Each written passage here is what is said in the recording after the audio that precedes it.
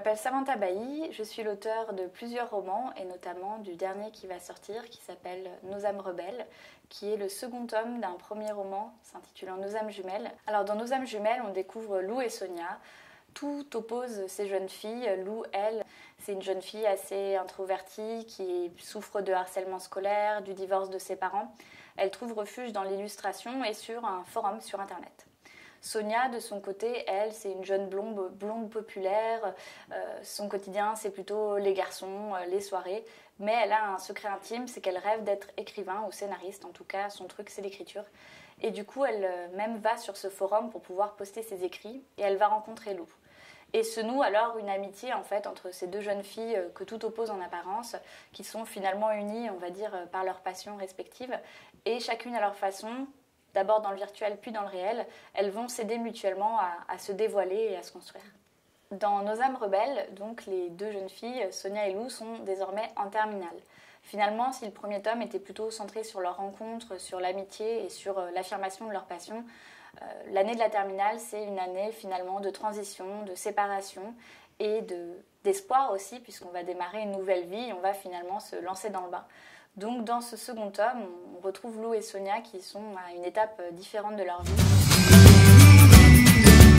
J'avais déjà écrit un thriller pour Rajo, à pile ou face, et à la suite de ce thriller, donc Caroline Vesberg, qui à l'époque était du coup en charge des éditions Rajo, me disait « Qu'est-ce que tu as envie de faire ?» Et je disais j'ai envie de faire quelque chose sur l'adolescence, mais j'ai envie d'avoir une forme de carte blanche pour parler d'un sujet qui m'intéresserait vraiment par rapport à ça, qui est finalement Internet. Et le rapport en fait à notre génération, la génération Y, qui a été la première à découvrir Internet en même temps que grandir.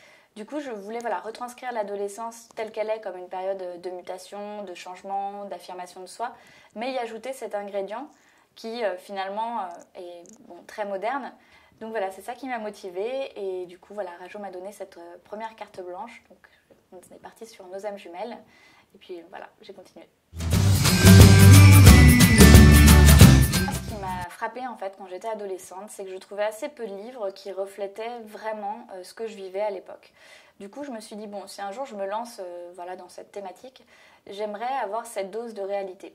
Du coup, je voulais l'intégrer vraiment à notre actualité, au monde, pour que les adolescents, j'espère, puissent s'y retrouver.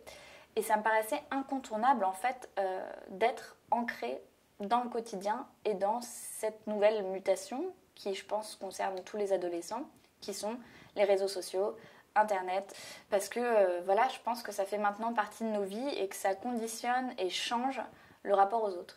Donc voilà, dans chaque roman, c'est vrai qu'il y a cet effet très réaliste où on retrouve des conversations Facebook, on retrouve des références à des films, à des séries, des jeux vidéo, des mangas.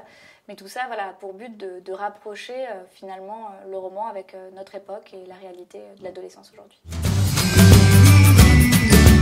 Alors, donc quand j'ai commencé mon processus de réflexion sur Nos âmes jumelles, j'ai fait ce que je fais toujours quand je commence un livre, c'est-à-dire que je vais en parler à mon âme jumelle, qui s'appelle Sonia, que j'ai rencontrée quand j'avais 12 ans sur un forum sur les Final Fantasy. Et ça fait maintenant longtemps qu'on se connaît et qu'on se suit. On est deux jeunes femmes qui vivaient dans des villes opposées, qui se sont rencontrées sur Internet et qui maintenant vivent des vies qui se rapprochent beaucoup. Et on a quelque part grandi ensemble, d'abord sur Internet, puis ensuite dans la réalité. Je me suis dit qu'il y avait quelque chose à faire là-dessus. Donc il y a forcément dans ce roman une espèce de terreau personnel. Après, les personnages, en fait, ils ont leur âme propre. Mais je voulais y impulser en tout cas cette note personnelle. Donc c'est vraiment un mélange de petites trouvailles, d'une construction d'intrigue avec des petits faits réels. Par exemple, j'avais vraiment glissé un mot dans le casier d'un garçon au lycée. On avait entamé une correspondance comme ça. Et quand j'en discutais avec mon amie, elle me disait « Non mais ça, il faut que tu le mettes dans un livre, c'est trop marrant ». Donc voilà.